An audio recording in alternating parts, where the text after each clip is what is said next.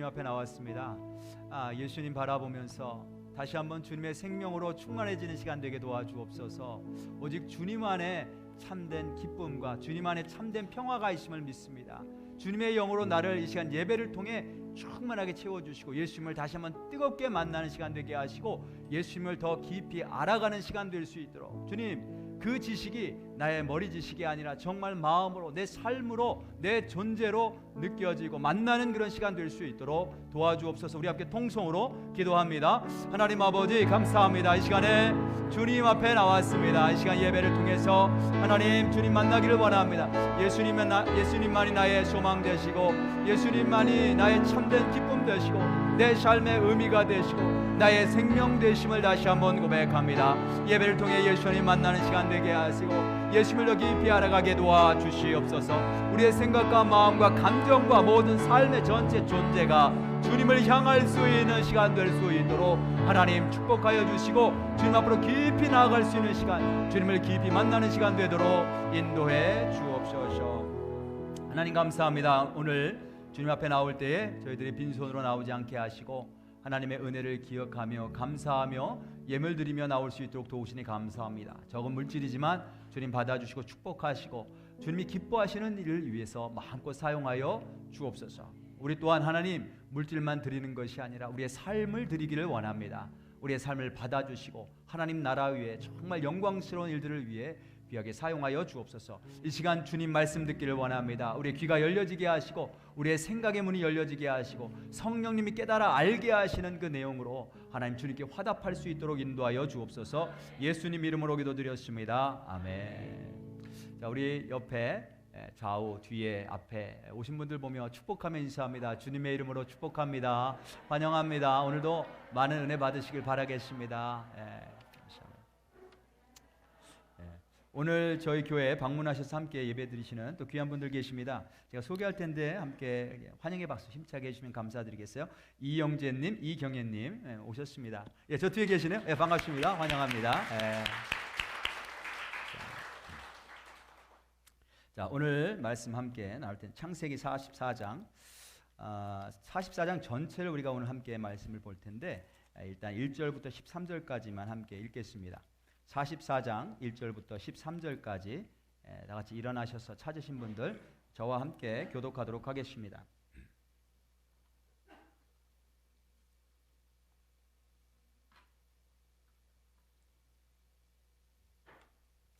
제가 먼저 한 절 읽겠습니다. 요셉이 그의 집 청지기에게 명하여 이르되 양식을 각자의 자루에 운반할 수 있을 만큼 채우고 각자의 돈을 그 자루에 넣고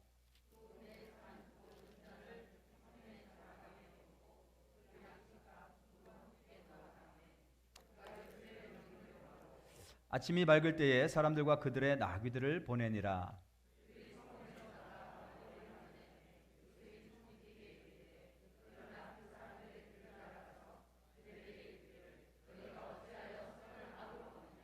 이것은 내 주인이 가지고 마시며 늘 점치는 데에 쓰는 것이 아니냐. 너희가 이같이 하니 악하도다 하라.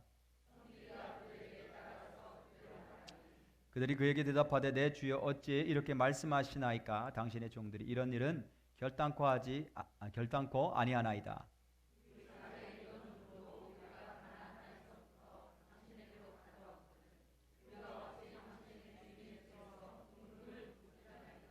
당신의 종들 중 누구에게서 발견되든지 그는 죽을 것이요 우리는 내 주의 종들이 되리이다.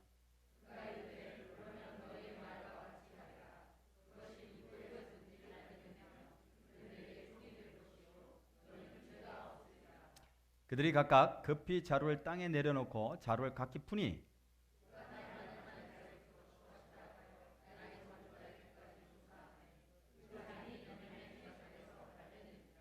다 같이 있습니다. 그들이 옷을 찢고 각기 짐을 나귀에 싣고 성으로 돌아가니라. 아멘.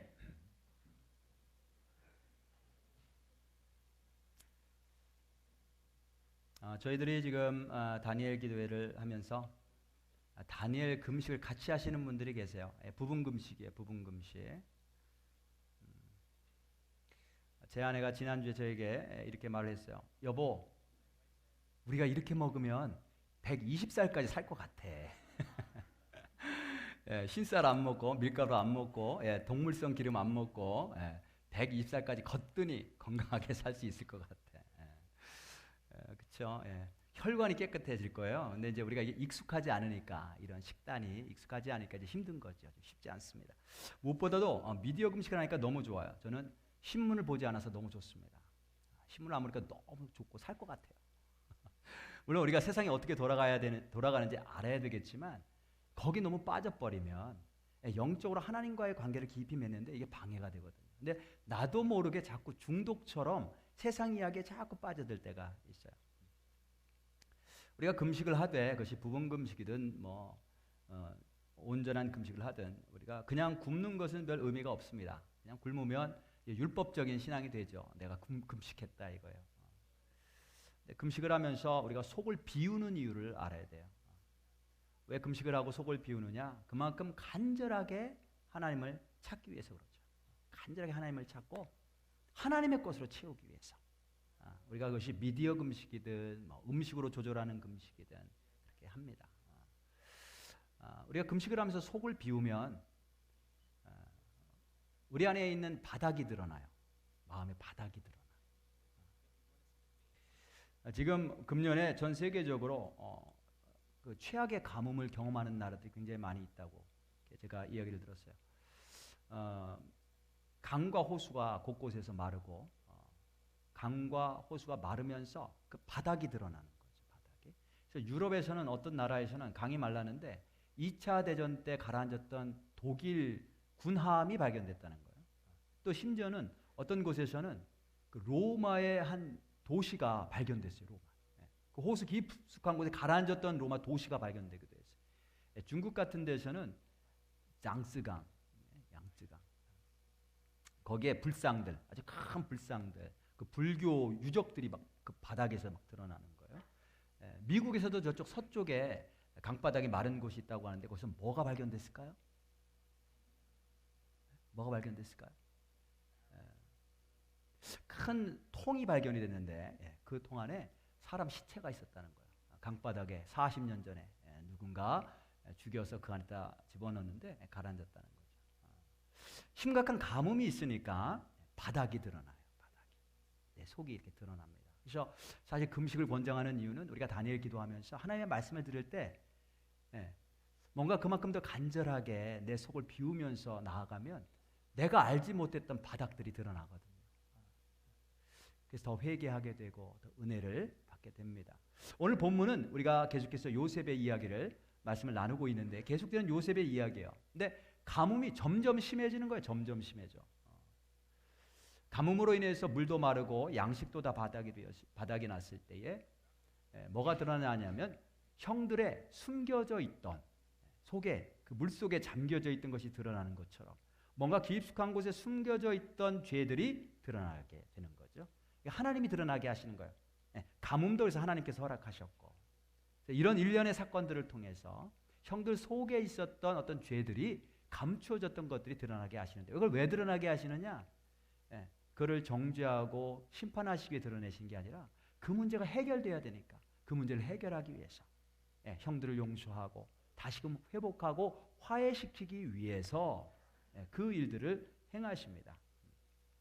자, 요셉의 형들이 이제 가뭄을 만났어요. 이제 그들의 밑바닥이 드러나는데 무엇이 있을까? 본문에 보니까 두 가지가 드러나요. 하나는 그 죄들이 드러나죠. 죄. 그 다음에 그들이 변화된 마음이 있었어요. 놀랍게도 형들에게 변화된 마음이 있었어요. 그게 이제 드러납니다. 첫 번째로 죄가 드러나는데 이제 요셉이 그 형들에게 말했죠. 요셉은 지금 애굽의 총리가 돼서 자기의 신분을 숨기고 형들에게 명령할 때 다음번에 양식을 가지러 올 때는 막내 동생 베냐민을 꼭 데려와라. 베냐민을 데려오지 않으면 너희들이 내 얼굴을 보지 못한다. 무슨 말이냐면 양식을 살 수가 없다. 이렇게 이야기를 합니다. 그래서 이제 형들이 돌아가서 그 이야기를 야곱에게 해주고 그다음에 양식이 다 떨어져서 또 양식을 구하러 가야 되는데 베냐민을 데려가야 된다고 이야기를 하는 거예요. 그때 이제 야곱은 보내고 싶지 않았어요. 왜냐하면 베냐민마저 해를 잃고 혹시 다시는 보지 못하면 자기가 살 수 없을 것 같아서 그러다가 유다가 설득을 하죠. 막 설득해서 결국 베냐민을 데리고 옵니다. 그래서 이제 베냐민 그다음 모든 형들이 다 왔을 때 요셉이 자기 집에서 잔치를 베풀고 아주 즐거운 시간을 보내요. 아주 재밌는 시간을 보냅니다. 맛있게 먹고. 그리고 이제 돌아갈 때 요셉이 어떤 계략을 세우죠. 어떤 계략을 세웁니다. 어떤 계략인가 하면 자기 집의 청지기에게 베냐민의 양식 주머니에다가 그 맨 위에 요셉이 쓰는 은잔을 넣고 베냐민이 가져온 돈을 넣고 그렇게 보내라고 명령을 해요. 그리고 그들이 멀리 가기 전에 그들을 따라잡게 합니다. 따로잡아서 그들이 요셉의 잔을 훔쳐갔다라고 이렇게 누명을 씌우게 하는 거죠. 자, 이렇게 시험하는 이유는 뭐냐면 형들의 반응을 보기 위한 거예요. 형들이 어떻게 반응하는가? 형들이 진실한 사람이 되었는가? 혹시 어떻게 변화되었는가? 그들의 양심을 흔들어서 그들 속에 있었던 죄를 드러내게 깨달아 알 수 있도록 하기 위함이었어요. 이게 이제 요셉이 스스로 생각했다기보다는 요셉 안에 있는 성령님이 주시고 성령님이 주신 지혜이고 그 성령님이 그렇게 인도하신 거라고 저는 믿습니다. 굉장히 놀라운 그런 테스트였어요. 자, 그래서 형들이 이런 사건이 일어나니까 가장 먼저 그들의 죄가 드러나는데 어떻게 드러나는지 한번 볼게요. 6절부터 9절까지 한번 보겠습니다. 청지기가 그들에게 따라가서 그대로 말하니 요셉이 시킨 대로 그대로 말했어요. 그들이 그에게 대답하되 형들이 청지기에게 대답하는데 내 주여 어찌 이렇게 말씀하시나이까 당신의 종들이 이런 일은 결단코 아니하나이다. 우리가 안 그랬습니다 이런 거죠. 우리 자루에 있던 돈도 우리가 가나안 땅에서부터 당신에게로 가져왔거늘 우리가 어찌 당신의 주인의 집에서 은금을 도둑질하리까. 당신의 종들 중 누구에게서 발견되든지 뭐라 그래요? 그는 죽을 것이요. 우리는 내 주의 종들이 되리이다. 우리는 절대로 그런 일을 안 했습니다. 만일 누구든지 그 은잔이 발견되면 그는 죽을 것입니다. 무슨 말이에요? 이건 죽어 마땅한 죄라는 거죠. 애굽의 총리, 이집트의 총리의 은잔을 그걸 훔쳐왔다니.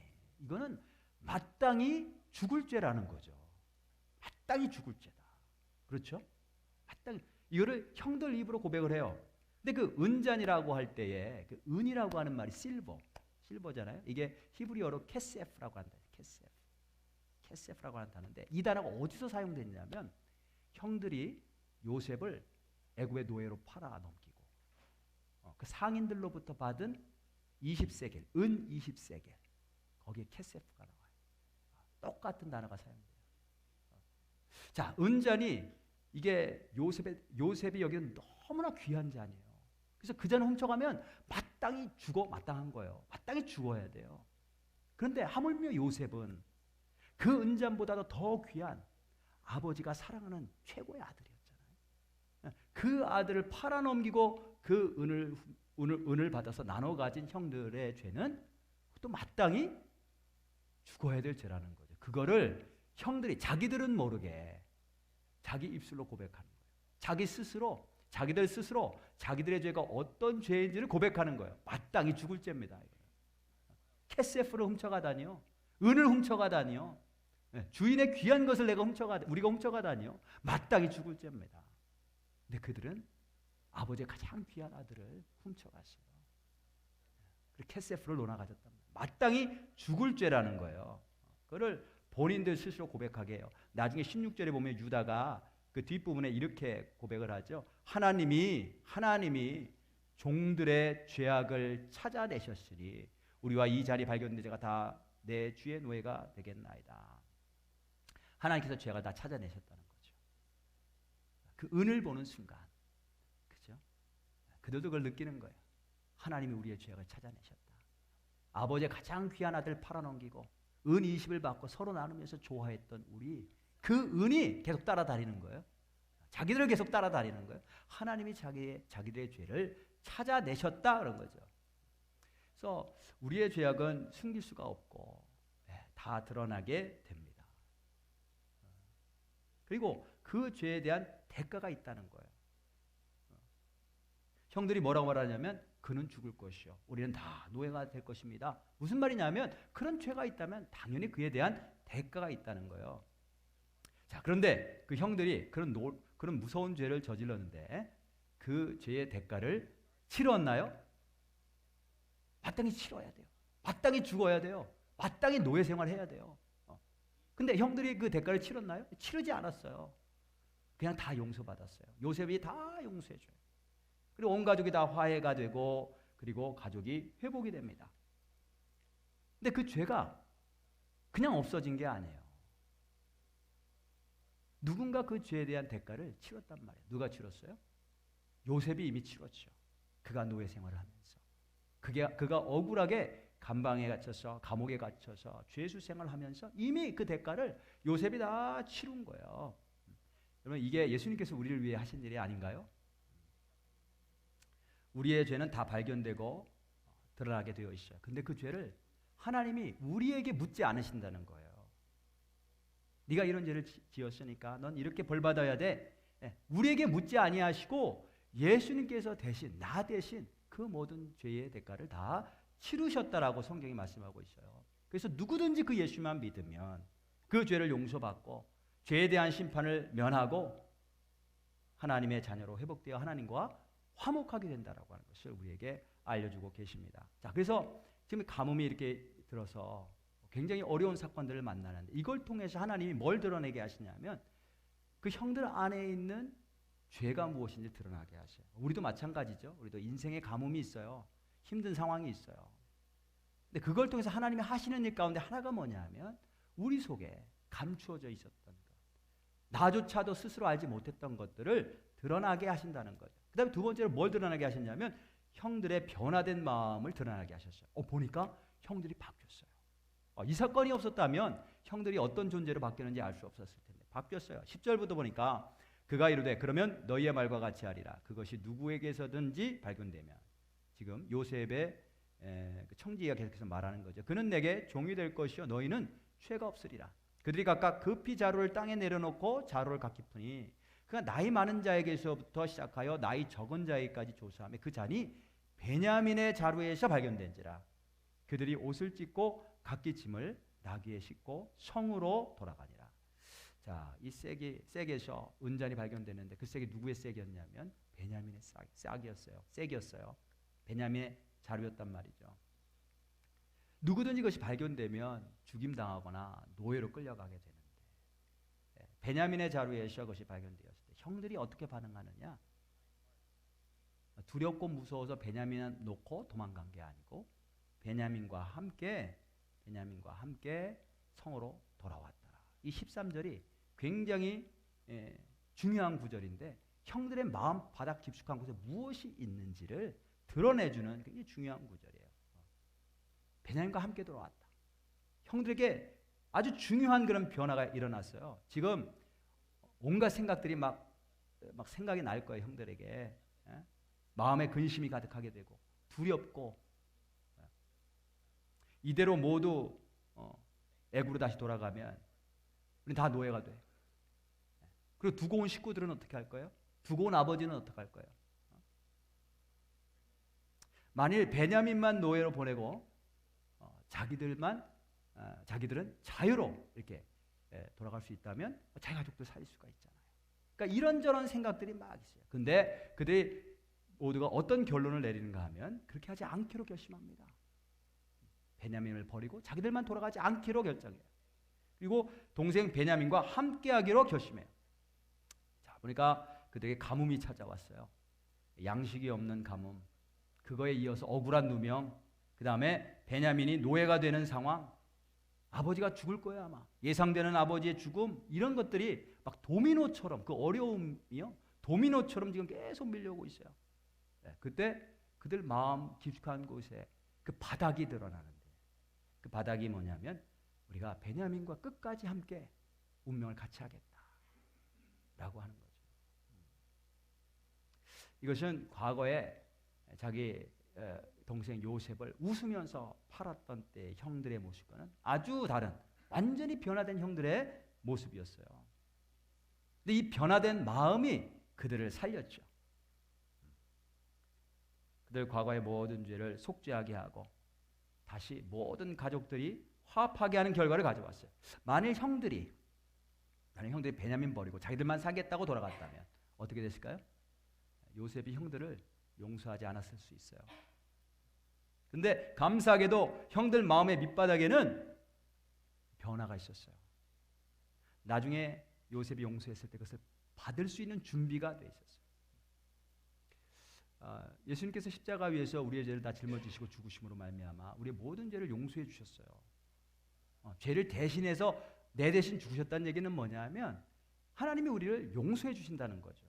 그런데 하나님이 우리를 아무리 용서해 주셔도 우리가 우리의 죄를 깨닫지 못하고 우리가 회개하지 못하고 나를 용서해 주신 그 하나님 앞에 우리가 감사하는 마음을 갖지 못하면 그 하나님께서 베풀어 주신 용서가 내 삶에는 아무런 영향을 미치지 못한다는 거죠. 나에게는 아무런 유익이 없는 거예요. 하나님이 아무리 용서해 줬어도, 요셉이 아무리 용서해 줬어도 형들이 여전히 그 죄악을 갖고 있고 그들 마음에 전혀 변화가 없다면 그 용서가 그 형들에게 아무런 유익이 될 수 없다는 거예요. 그래서 우리 마음에 우리 밑바닥에 뭐가 있느냐가 참 중요해요. 우리 인간들의 마음 밑바닥에는 뭐가 있을까요? 아까 전 세계 가뭄이 있으니까 강바닥에서 뭐가 발견됐냐고 제가 말씀드렸냐면 유럽에는 군함 발견됐대요. 전쟁이 있어요. 전쟁. 우리 안에는 전쟁이 있어요. 중국에서는 불상들이 발견됐다고 그랬어요. 우리 안에는 우상 숭배가 있어요. 하나님 말고 다른 걸 사랑하고 섬기는 게 깊숙한 곳에 있어요. 미국에서는 배럴, 이 깡통에 통에 시체가 들어있어요. 우리 안에 폭력과 살인이 있어요. 깊숙한 곳에. 이것이 바로 우리 인간 밑바닥에 있는 것들이에요. 나의 마음 밑바닥에 뭐가 있을까? 감사하게도 성령님이 역사하실 때에, 성령이 말씀하실 때에 그 말씀에 반응하는 마음이 있는 줄로 믿습니다. 그게 우리를 살리는 거예요. 그게 정말 하나님이 용서하셨을 때 그 용서를 받을 수 있는 마음. 우리의 죄를 깨달았을 때 고백하고 회개할 수 있는 마음. 형들에게 그게 있었어요. 자, 그래서 이제 형들이 그 모든 죄가 용서받고 온 가족과 화해가 되는데, 근데 결정적으로 오늘 44장 뒷부분에 보면 결정적으로 요셉의 용서와 화해를 이끌어낸 것은 굉장히 중요한 요소가 있는 게 뭐냐면 유다의 중보였어요. 유다의 중보가 뭐냐면 베냐민이 지금 노예가 될 위기에 처해 있어요. 그때 유다가 요셉에게 어떻게 간청하냐면 내가 베냐민 대신에 노예가 될 테니까 제발 베냐민을 자유하게 해달라고 간청을 해요. 내가 대신 베냐민 대신 내가 노예가 되겠습니다. 그러니까 베냐민은 살려주세요. 그래서 이제 이 유다가 요셉을 향해서 애굽 총리를 향해서 말하는 그 말이 아주 길게 나옵니다. 길게. 총 17절에 걸쳐 길게. 근데 이 유다의 말이 성경에 나오는 가장 감동적인 호소 가운데 하나예요. 굉장히 감동적입니다. 자, 그러면서 이 유다의 이 감동적인 이 호소를 보면서 그 속에서 우리가 무엇을 볼 수 있냐면 예수님의 중보의 모습을 볼 수가 있어요. 지금 유다의 중보로 베냐민이 살고 모든 사람이 사는데 우리가 어떻게 구원받고 살았는가? 예수님의 중보로 살았다는 거죠. 자, 우리가 이제 교회 오면 하나님의 사랑에 대해서 얘기해요. 하나님의 사랑에 대해서 이야기할 때 성경에서는 보통 일반적으로 하나님 아버지의 사랑을 말씀하고 있어요. 아버지의 사랑. 우리가 너무나 잘 아는 요한복음 3장 16절 있죠. 하나님이 세상을 이처럼 사랑하사 독생자를 주셨으니. 그러니까 누구의 사랑이에요? 아버지의 사랑이에요. 아버지의 사랑.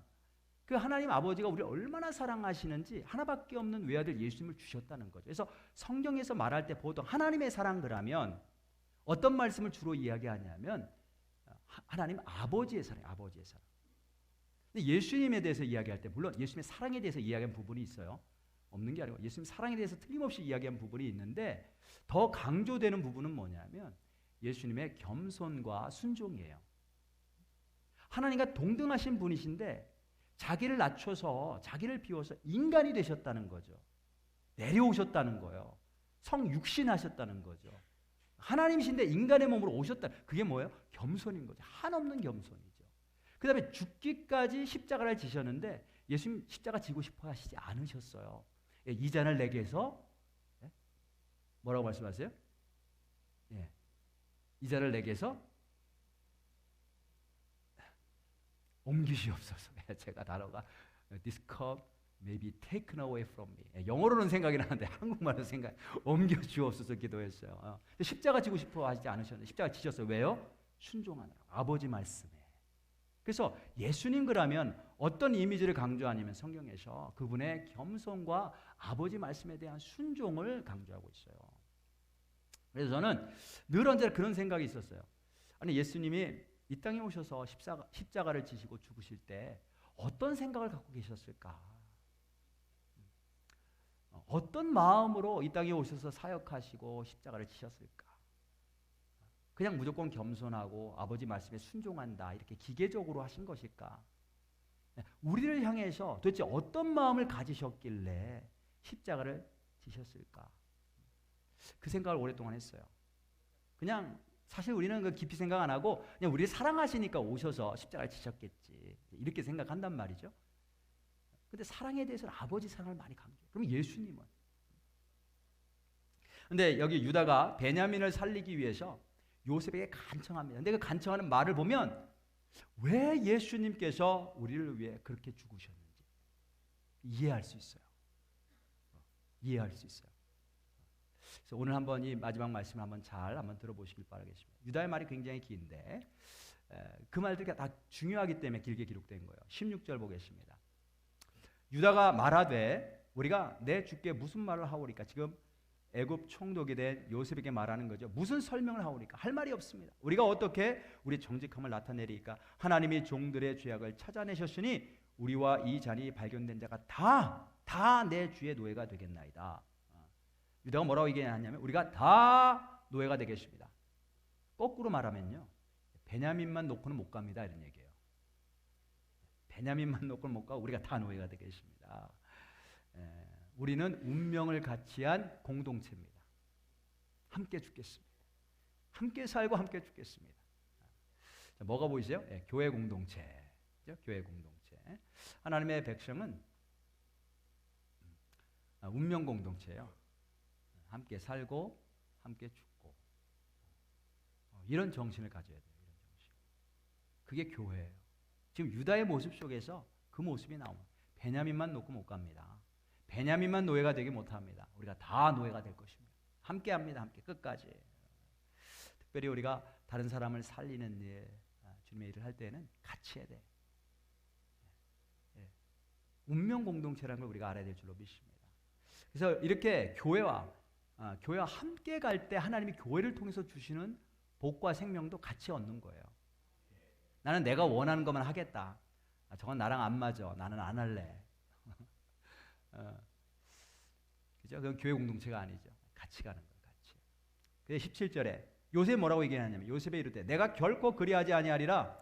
잔이 그 손에서 발견된 자만 내 종이 되고 너희는 평안히 너희 아버지께로 올라갈 것이니라. 자, 베냐민만 놓고 너희는 그냥 가라 이렇게요. 야, 형들의 진실함을 알아보기 위해서 이보다 더 기가 막힌 테스트가 어디 있겠어요? 정말 형들이 진실로 그렇게 얘기를 하는 거예요. 테스트하는 거죠. 한 번 더 기회 줄게. 마지막 기회야. 베냐민만 놓고 너 갈 수 있어. 너희들 마지막 기회다. 테스트죠. 그에 대한 응답으로 유다가 어떻게 하냐면 요셉에게 더 가까이 나가요. 더 가까이. 18절 봅니다. 유다가 그에게 가까이 가서 히브리어로 보면 가까이 그 위치가 어떤 위치라고 감히 거기를 가까이 가겠어요? 잘못 가면 죽임 당하는 위치예요. 가까이 나아갑니다. 이르되 내 주여 원하건대 당신의 종에게 내 주의 귀에 한 말씀을 아뢰게 하소서. 주의 종에게 노하지 마소서. 주는 바로와 같으심이니이다. 그래서 요셉에게 더 가까이 가는데 이게 이제 우리 중보 기도자의 태도죠. 모든 생사화복을 주관하시는 절대자 앞에 가까이 나가는 것. 우리가 어떻게 가까이 나갈 수 있어요? 우리가 어떻게 하나님 앞에 가까이 나갈 수 있죠? 저기서 뭐라고 얘기를 하면 안 들려요. 잘. 하나님 앞에 가까이 나와야지. 가까이 와서 얘기해야지. 그렇죠? 어떻게 가까이 나가요? 간절하게. 간절함으로 가까이 나갈 수 있어요. 그 다음에 겸손함으로. 오늘 이 유다의 이 모습을 보면 그게 가까이 나가. 간절하게. 그리고 겸손하게 말하죠. 내 주여 당신의 종에게 내 주의 귀에 한 말씀을 알게 하소서. 주의 종에게 노하지 마소서. 겸손하게. 우리가 어젠가 우리 정선희 집사님 간증, 개구우먼 정선희 집사님 간증을 들었는데, 그죠? 마지막에 자살하려다가 거울에 비친 나의 자기 모습을 보고 그 자리에 무너져서 하나님 살려주세요. 그거죠. 간절하게, 짧지만 간절하게, 겸손하게 그 기도를 들으신다는 거예요. 자, 그리고 나서 간절하게, 겸손하게 그 요셉에게 나아가서 이 유다가 왜 베냐민을 돌려보내야 되는지 요셉을 설득하기 시작합니다. 그 내용을 한번 볼 테니까 좀 잘 따라오시길 바라겠습니다. 20절 한번 보겠습니다. 우리가 내 주께 아뢰되 우리에게 아버지가 있으니 노인이요 또 그가 노년에 얻은 아들 청년이 있으니 그의 형은 죽고 그의 어머니가 남긴 것은 그뿐이므로 그의 아버지가 그를 사랑하나이다. 지금 노예로 팔려갈 운명에 처한 베냐민이 어떤 사람인지를 얘기하죠. 이 사람이 어떤 사람이에요? 베냐민이 아버지가 사랑하는 아들이라는 거예요. 이게 유다 입장에서는 조금 마음 아픈 얘기예요. 아버지가 라헬만 사랑해, 아내로. 라헬만 아내로 여겨요. 다른 아내들은 아내로 여기지 않아. 라헬만 내 아내라는 거예요. 라헬이 낳은 아들들만 내 아들이라는 거죠. 그래서 요셉과 베냐민, 요셉은 잃어버렸고 베냐민 하나만 남았으니까 얼마나 사랑하겠어요. 이 유다 입장에서 보면 이게 참 마음 아픈 얘기지만, 근데 사실이 뭐냐면 그 아버지가 이 베냐민을 너무나 사랑하는, 유일하게 사랑하는 아들이라는 거죠. 유다는 그런 생각을 갖고 있었어요. 왜 베냐민을 놓을 수 없느냐? 아버지가 사랑하는 아들. 유다가 예수님의 예표라고 했어요. 유다의 모습 속에서 예수의 모습이 나와요. 예수님이 오셔서 십자가 질 때 어떤 생각을 하셨을까? 우리를 바라보시면서 어떤 생각을 하실까를 유다의 말을 통해서 우리가 알 수 있다는 거예요. 예수님은 우리를 어떻게 생각하시는가? 죄의 노예로 팔려간 인간에 대해서 예수님은 이들은 하나님 아버지가 사랑하는 아들, 딸들이다 이거예요. 우리를 보시면서 예수님이 생각하신 게 뭐냐? 보시는 게 뭐냐? 유다가 베냐민을 보는 것과 똑같아요. 아버지가 사랑하는, 아버지가 유일하게 사랑하는 아들이라는 거죠. 우리를 바라보시면서 예수님이 똑같이 생각하시는 거예요. 이들이 누구냐? 죄의 노예로 다 팔려갔는데 아버지가 사랑하는 아들과 딸들이라는 거예요. 얼마만큼 사랑하느냐 아버지가. 21절 22절 주께서 또 종들에게 이르시되 그를 내게로 데리고 내려와서 내가 그를 보게 하라 하시기로 우리가 내 주께 말씀드리기를 그 아이는 그의 아버지를 떠나지 못할지니 떠나면 어떻게 돼요? 그의 아버지가 죽겠나이다. 얼마만큼 사랑하냐? 베냐민이 떠나면, 아버지를 떠나면, 베냐민을 잃어버리면 아버지 죽는다는 거예요. 그만큼 아버지가 사랑하는 아들이라는 거죠. 떨어지면 죽을 만큼 사랑한다는 거예요. 예수님이 이해하고 있는 하나님 아버지의 사랑, 우리에 대한 하나님 아버지의 사랑이 어떤 거예요? 예수님이 이렇게 일하셨다는 거죠. 우리를 잃어버리면, 우리를 영원히 잃어버리면 우리 하나님 아버지 죽으신다. 그만큼 사랑하신다. 우리를 사랑하시는데 얼마만큼 사랑하시느냐? 죽을 만큼 사랑하신다. 떨어지면 우리 아버지가 죽나이다. 하나님이신데 죽으실 수 있나? 그렇죠? 아니 우리가 떨어지면 우리 사랑하시는 건 알겠는데 우리가 떨어지면 우리가 지옥 가면 하나님 아버지가 죽으실 만큼 사랑하신가? 하나님이신데 죽으실 수 있나요? 죽으시면 하나님이 되시나요? 하나님이 죽으셨어요. 십자가 위에서. 그만큼 사랑하시는 거죠. 왜 아버지가 아들과 떨어지면 죽게 되는가? 왜 아버지가 아들과 떨어지면 죽게 돼요? 그냥 슬퍼하며 살 수 있잖아요. 30절 31절에 답이 나와요. 아버지의 생명과 아이의 생명이 서로 하나로 묶여 있거늘 이제 내가 주의 종 우리 아버지에게로 돌아갈 때에 아이가 우리와 함께 가지 아니하면 아버지가 아이의 없음을 보고 죽으리니 이같이 되면 종들이 주의 종 우리 아버지가 흰머리로 슬퍼하며 수월로 내려가게 함이니이다. 뭐라고 이야기를 해요? 생명이 서로 묶여 있다는 거예요. 아버지의 생명과 아들의 생명이 서로 묶여 있다는 거죠. 그래서 베냐민을 보지 못하면, 베냐민을 잃어버리면 아버지는 죽을 것이다. 이게 지금 유다가 결사적으로 베냐민을 살려서 보내려고 하는 이유예요. 결사적. 베냐민 여기 노예로 있으면 우리 아버지 죽습니다. 베냐민 살려서 보내야 돼요. 안 그러면 우리 아버지 죽습니다. 왜냐하면 두 사람의 생명이 서로 묶여 있기 때문에 그래요. 그 유다가 알고 있었어요. 그래서 어떻게 해서라도 살리려고. 그래야 두 사람 다 살 수 있어요. 이걸 보니까 유다는 누구를 사랑했어요? 둘 다 사랑했지. 아버지 사랑하고, 그다음 베냐민의 생명도 사랑하고. 베냐민을 살려야 아버지도 삽니다. 둘이 묶여 있습니다. 반드시 살려보내야 됩니다. 내가 아까 유다는 예수님의 예표라고 그랬어요. 예수님이 오셔서 예수님의 이제 생각 속으로 들어가는 거예요. 우리가. 예수님의 생각 속으로. 예수님 무슨 생각하셨을까? 예수님께서 생각하신 하나님과 하나님 아버지 우리와의 관계.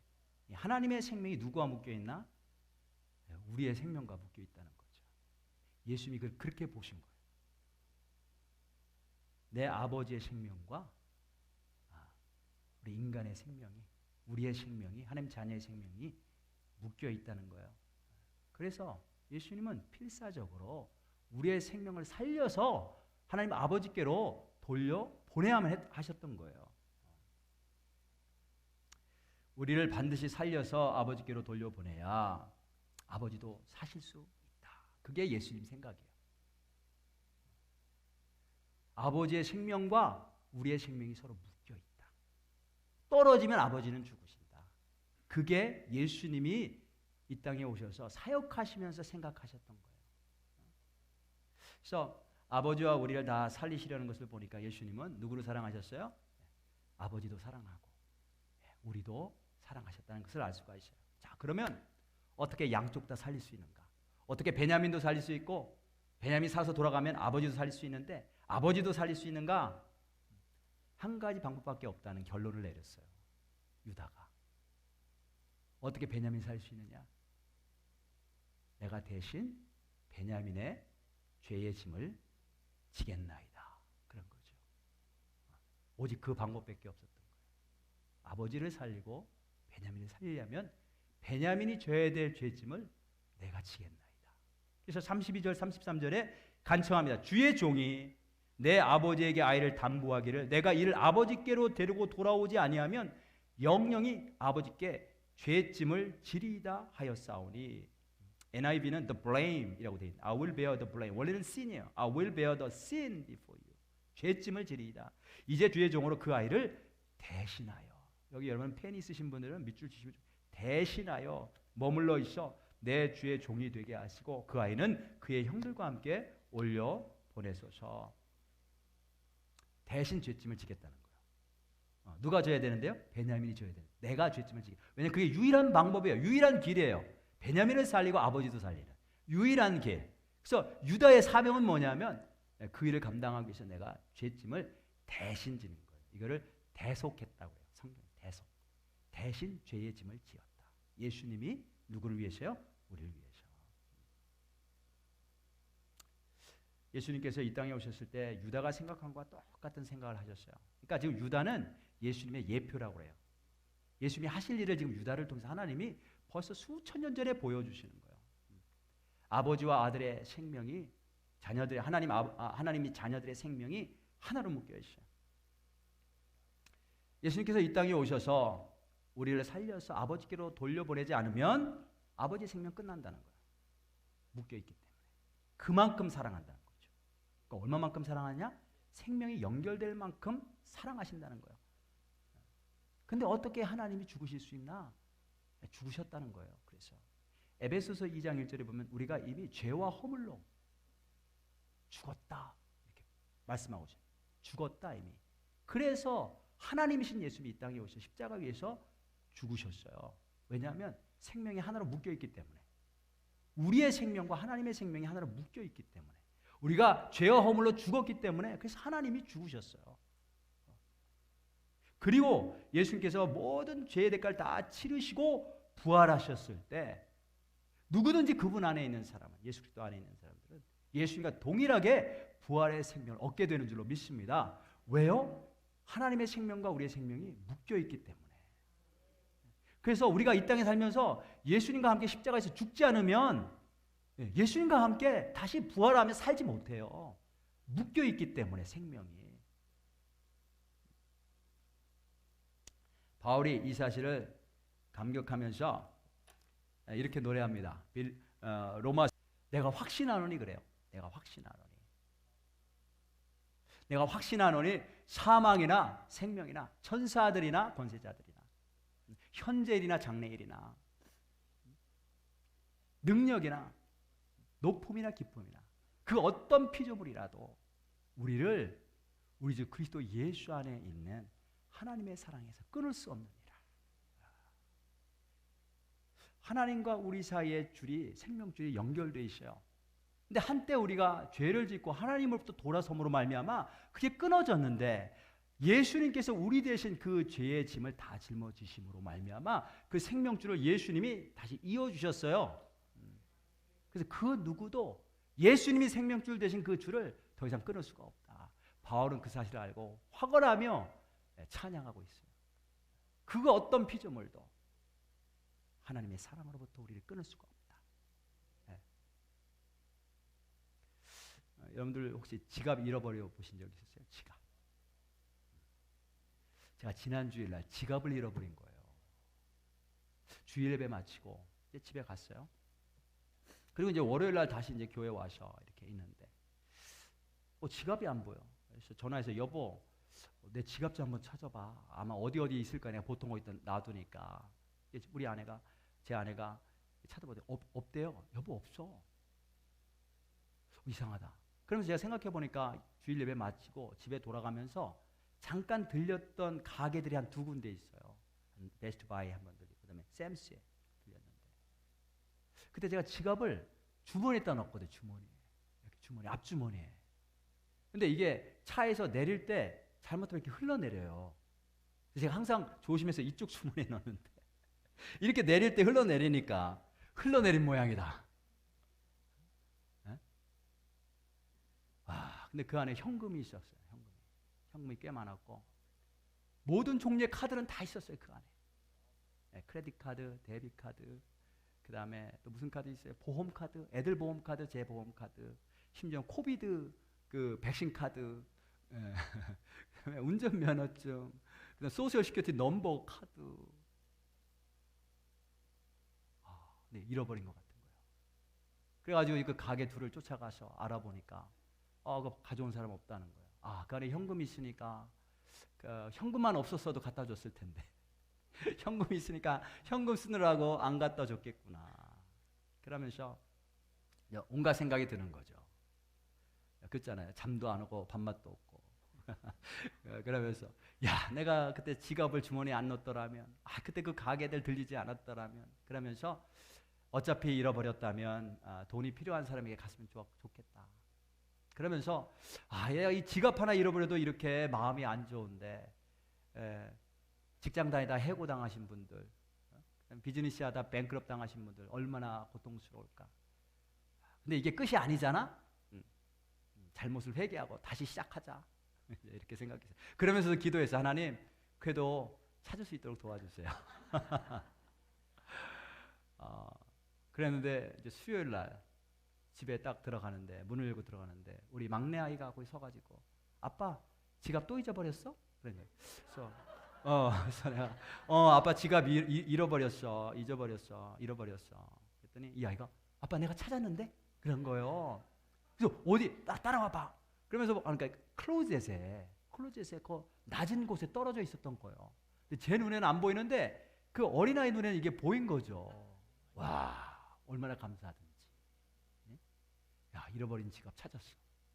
얼마나 감사해. 그리고 그 찾아준 우리 막내 아이가 얼마나 이쁘겠어요. 다른 두 놈들은 지갑 잃어버렸다고 해도 시큰둥해. 자기 일들이 아니니까. 근데 지갑 하나 잃어버렸다 찾아도 이렇게 기쁜데 예수님께서 우리 영혼들을 위해서 죽으시고 다시 부활하심으로 수없이 많은 하나님의 자녀들을 주님께로 살려서 찾아서 보내셨을 때 하나님께서 얼마나 기뻐하셨을까. 잃어버린 자 한 사람 찾으면 천국에서 잔치가 일어난다잖아요. 예. 이제 이해하실 수 있겠죠. 하나님 아버지의 생명과 나의 생명이 연결돼 있대. 우리가 이해할 수 없는 신비인데 하나님이 그렇게 묶어 놓으셨어요. 그 끊어진 걸 다시 잇기 위해서 예수님이 이 땅에 오셔서 대신 내 대신 죽어주신 거예요. 우리를 바라보시면 이들의 생명이 하나님 아버지와 묶여 있어. 하나님 아버지의 생명과 묶여 있어. 우리를 보시면서 늘 그 생각하신 거죠. 우리가 그렇게 살아났습니다. 그래서 우리가 어디를 가든지 무엇을 하든지 어떤 일을 당하든지 염려하지 마시기를 바랍니다. 우리의 생명이 하나님 아버지의 생명과 묶여 있어요. 하나예요. 절대로 끊어지지 않는데요. 그리고 동시에 이 예수님의 생각이 우리 안에도 있기를 원합니다. 예수 안 믿는 사람들 볼 때에 저들의 생명이 아버지의 생명과 함께 묶여 있는데 아버지 얼마나 고통스러우실까. 저들이 지옥에 떨어질 걸 생각하시면서 죽음과 같은 고통을 겪으실 텐데 얼마나 고통스러우실까. 그 한 영혼 찾아서 주님 앞에 데리고 갈 때 하나님 아버지 얼마나 기뻐하실까. 우리 그 생각하면서 함께 중보하며 나가실 수 있는 복된 성도들 되시길 주님의 이름으로 축복합니다. 우리 함께 마지막으로 찬양하실 텐데 거친 세상에서 실패하거든. 우리가 세상 살면서 실패할 수 있어요. 그런데 주님이 우리와 함께하고 계십니다. 그분 안에서는 실패가 없는 줄로 믿습니다. 그 생각하면서 함께 찬양합니다. 거친 세상에서 실패하거든 그 손 못자국 만져라.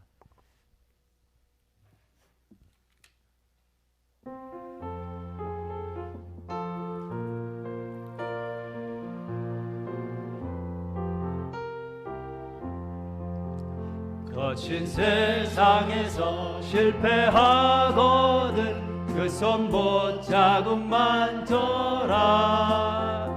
오랜 일 하다가 힘을 얻으리 그 손 못자국 만져라. 그 손 못자국 만져라. 그 손 못자국 만져라. 주가 널 지키며 인도하시리. 그 손 못자국 만져라.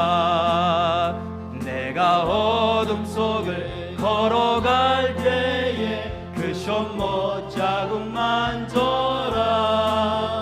주가 참 평안을 너에게 주시리. 그 손 못자국 만져라.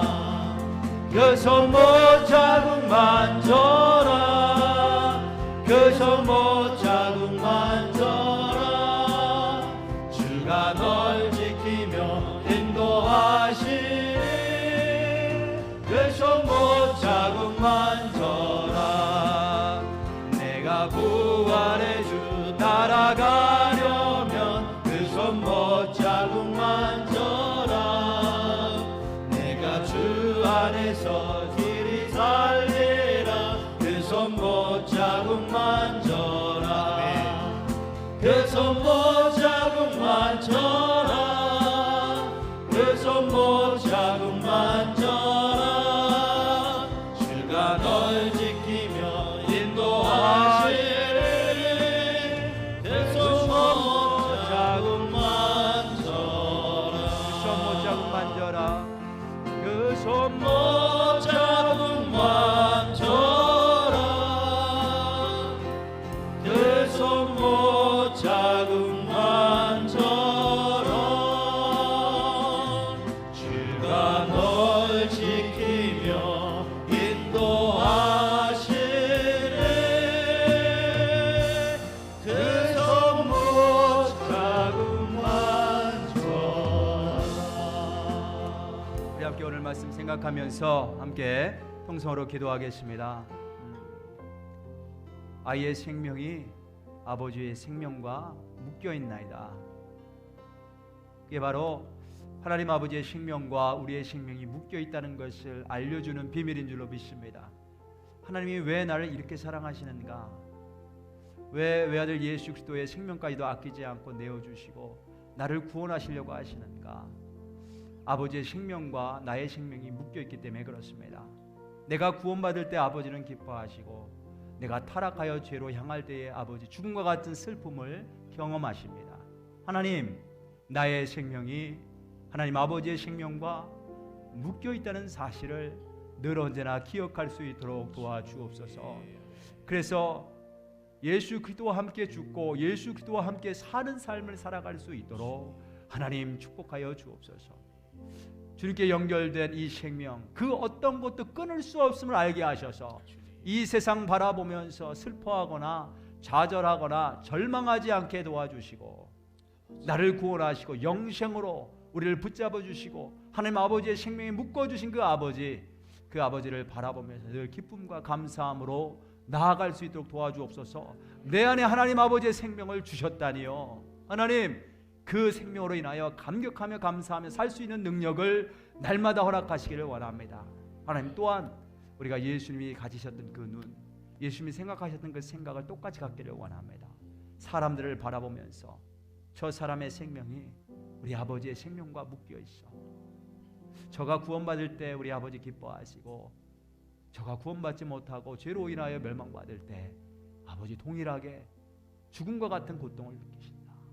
그 생각을 갖고 정말 유다처럼 간절하게 주님 앞에 나아갈 수 있기를 원합니다. 한 영혼을 위해서 기도할 때 주님, 유다와 같은 심정, 예수 그리스도와 같은 심정으로 나가기를 원합니다. 간절하게 나가게 하시고, 우리를 살리기 위해 겸손하게 이 땅에 내려오신 그 주님, 그 주님의 마음과 심정으로 중보하며 영혼 구원을 위해서 기도하며 살아가는 우리 인생 되게 도와주옵소서. 오늘 말씀을 통해서 나에게 주신 음성, 나에게 주신 메시지 붙잡고 우리 함께 주여 크게 한번 부르고 통성으로 기도합니다. 주여! 하나님 아버지 감사합니다. 이 시간에 하나님 주님 앞에 나와서 우리 함께 기도할 때에 하나님 아버지 주의 말씀을 통하여서 하나님 우리의 생명과 아버지의 생명이 묶여있는 이 놀라운 비밀을 알려주시니 감사합니다. 그 사실을 알고 하나님 세상을 살아가게 도와 주시옵소서. 힘들고 어려울 때마다 하나님 아버지의 영원한 생명 되신 예수 그리스도, 그 생명을 연결해 주신 그 은혜를 기억하며 살아가게 하시고, 하나님 아버지의 생명과 이제 묶임받았기 때문에 그 어떤 피조물도 하나님 아버지의 살아계신 우리를 끊을 수 없음을 알게 도와 주시옵소서. 좌절하지 않게 하시고 절망하지 않게 하시고 낙담하지 않게 하시고 언제나 주 안에서 승리하며 기쁨으로 나아갈 수 있도록 도와주옵소서. 그리고 하나님, 우리가 예수님처럼 중보하는 삶을 살기를 원합니다. 예수님 지금도 중보하시는 줄 믿습니다.